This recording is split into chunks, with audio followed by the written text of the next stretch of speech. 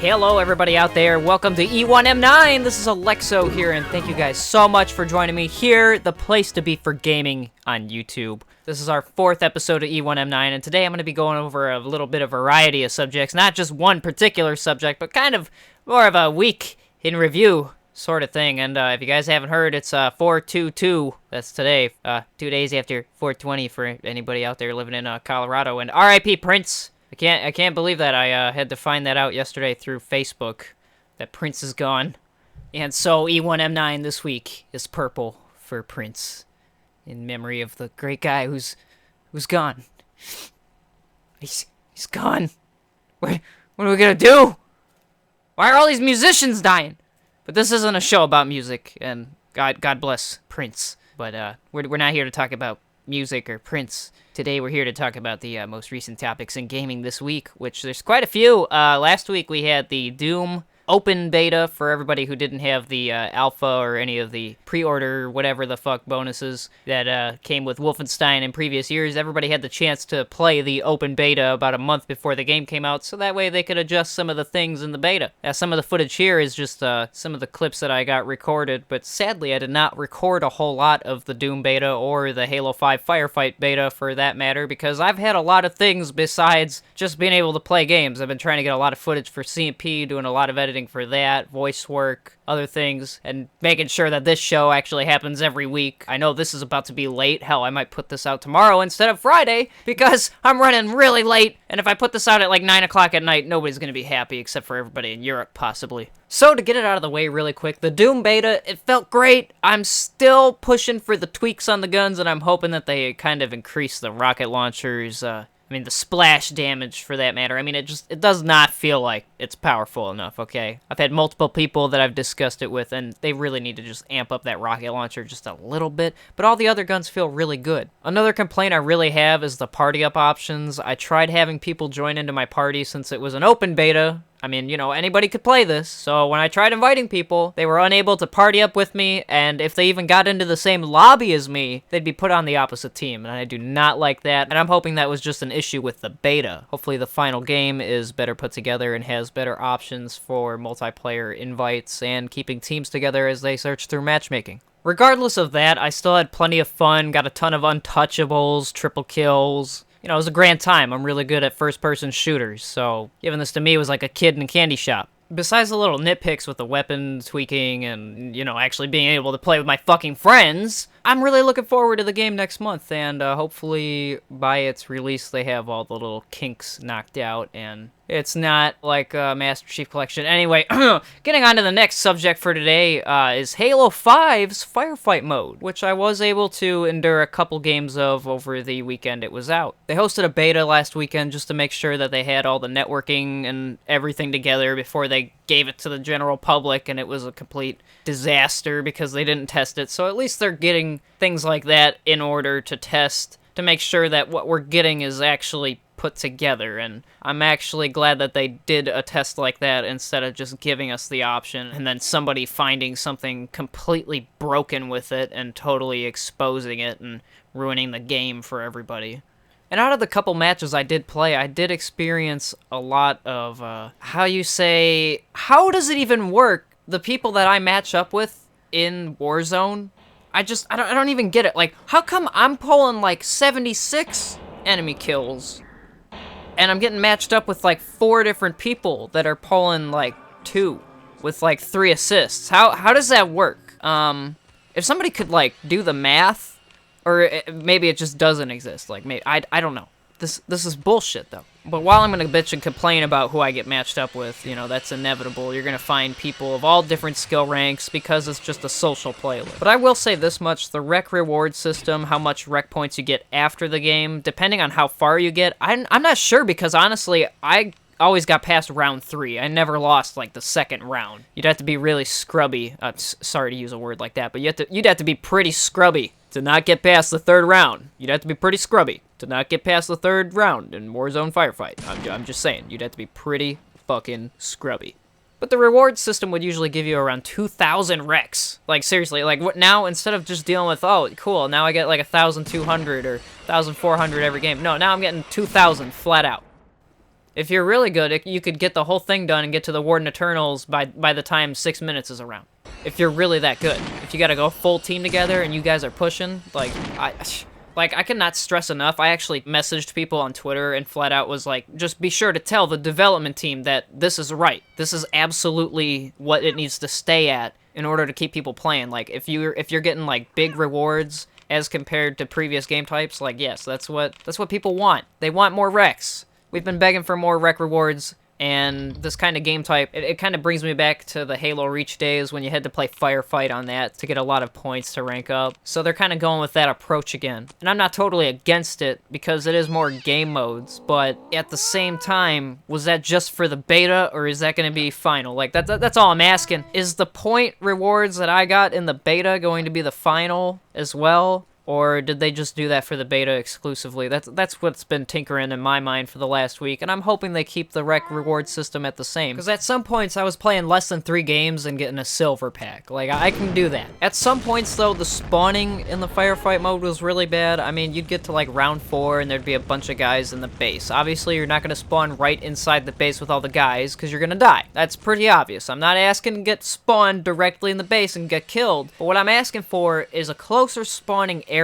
because while you're not dealing with an enemy team and like actual players that could be anywhere on the map, some of these AIs really have like a distinctive area where they're always gonna be at and just sit at where they spawn usually. Having to run from like one part of the map to the other feels like such a fucking chore, and it really should just be like I run like for 10 seconds and I'm there. It shouldn't be like 20 or 30 seconds. Like, it should be like, there, you're there. You spawned right next to there almost. But you didn't spawn in enemy fire. And the game should really pick up on that. Because the Doom beta and the Halo 5 Firefight beta were out the same weekend, some people have been asking me to compare the two and say which one I like better. I would have to say, I mean, they were both enjoyable experiences, but I was really down for that Halo 5 Firefight.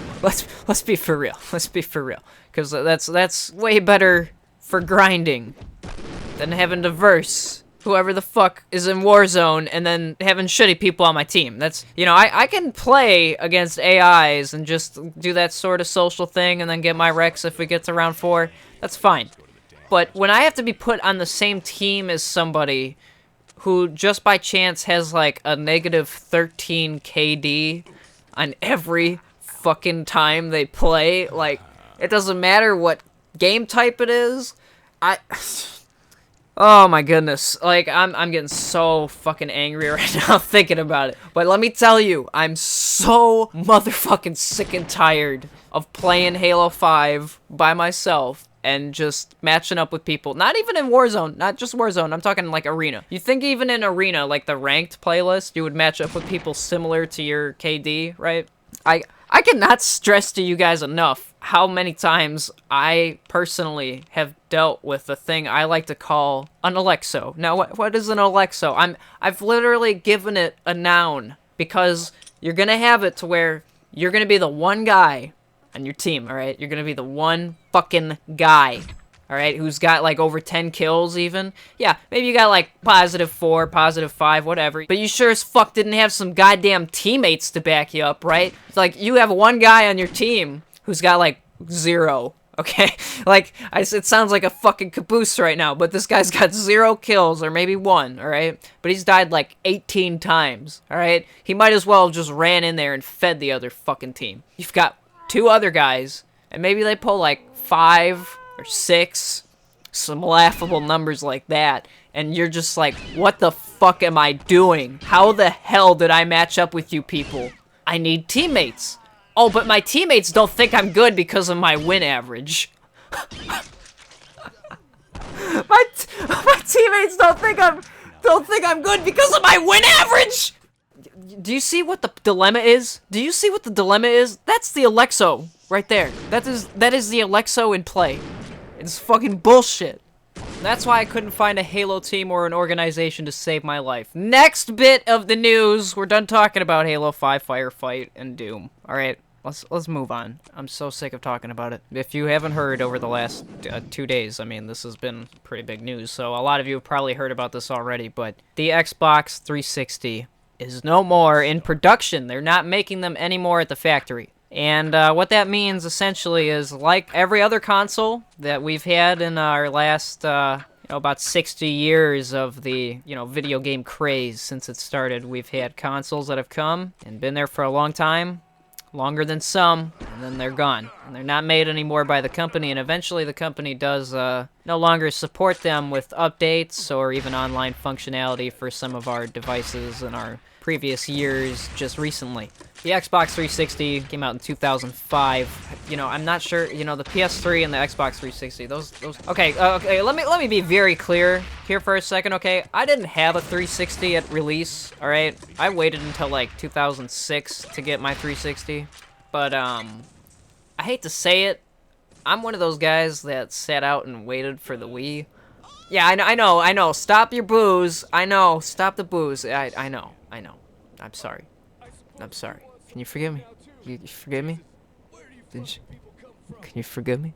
Alright, I'm forgiven? Okay, thank you. Yeah, so by the time I bought the 360, it already had a couple of updates, and the Red Ring craze was happening by the time I bought mine. My original one, Red Ring. And then I got the Xbox Elite, like the 360 Elite, the black one, right? It was basically like the same sort of looking 360, but it was black. Yeah, that one red ringed on me twice. The one they said would never red ring, yeah, it red ringed on me twice. But I tell you what, the console's been out for over 10 years. And besides that one little flaw that saw a majority of consoles sent back, there were a lot of great memories held with the console. I mean, you had games like Halo 3, Gears of War, and that was just in like the first 2 years of the console's release. You had Xbox Arcade, there's so many games on there, and there were so many games offered. I mean, some of the first games I ever played on the 360 arcade, like Marathon, I never got to experience that back in the day because, hello, I wasn't born. So I got to experience Marathon Durandal on the Xbox 360 for the first time.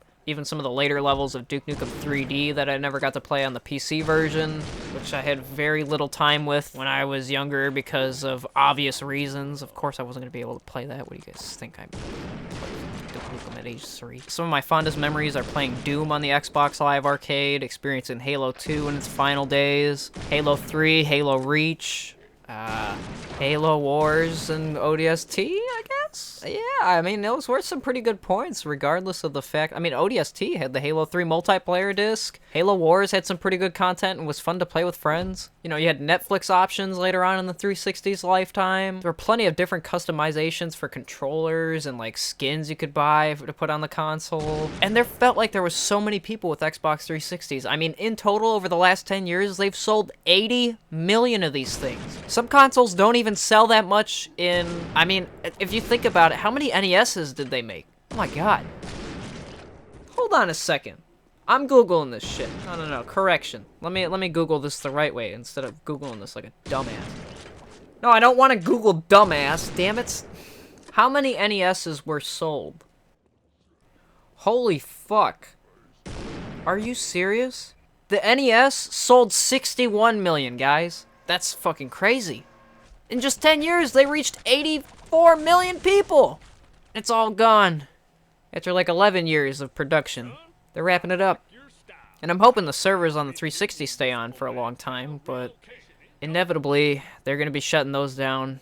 And, I mean, personally, I think it's a mistake to shut down the 360 servers. I mean, if you think about it, you have 84 million different consoles out there. You've got to have at least like 5 or 10% of those things still getting on every single day. I just feel like it'd be a bad business decision to shut it down so soon. Maybe by 2020 would be more reasonable time, obviously. I mean, I'm sure, after you've stopped printing the 84 million that have already been sold, after like 4 or 5 years, it might be time to wrap up the online service and everything and distribution. But, don't go doing that in like the next 6 months or something brash. Give us some time to take this in if you guys are going to do it. But Phil Spencer came out on Twitter on 4/20 of all days.